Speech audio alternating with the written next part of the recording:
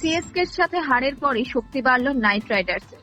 গম্ভীর ব্রিগেডে এলো নতুন তারকা স্পিনার। চলতি মরশুমে কলকাতা নাইট রাইডার্সের থেকে বেশি খুশি দল বোধহয় আর কেউ নয়। পরপর 3টি ম্যাচে জয়, দুর্ধর্ষ নেট রান রেট নিয়ে পয়েন্ট টেবিলের উপরের দিকেই রয়েছে কলকাতা। যদিও গত ম্যাচে সিএসকের কাছে হেরে ফিরতে হয়েছে তাদের, তবে তাতেও বিশেষ প্রভাব পড়েনি পয়েন্ট টেবিলে। আর এমন আবহে দলের শক্তি বাড়াতে নাইট শিবিরে যোগ দিলেন আফগানিস্তানের আল্লাহ ঘাজানাফার। আফগানিস্তানের এই তরুণ তুর্কি স্পিন বলের সাথে কম বেশি সকলেই পরিচিত।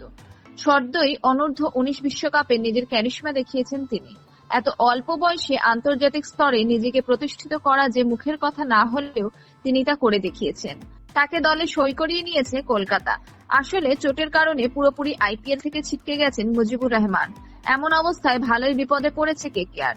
তড়িঘড়ি তার বিকল্প খুঁজতে গিয়ে সামনে আসে ঘাজানাফারের নাম। দেরি না করে চটপট সাইন করিয়ে ফেলে কলকাতা।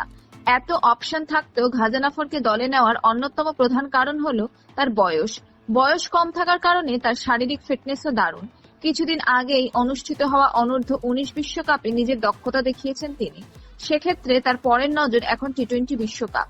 ইতিমধ্যে আফগানিস্তানের হয়ে 2টো ওডিআই ও 3টি টি-20 ম্যাচ খেলেছেন তিনি। এছাড়াও খেলেছেন 6টে লিস্ট ম্যাচ। সবে মিলিয়ে মোট 9টি উইকেট রয়েছে ঘাজানাফারের ঝুলিতে। তাই 20 লক্ষ টাকা দিয়ে ঘাজানাফারকে কিনে নিয়েছে কলকাতা নাইট রাইডার্স।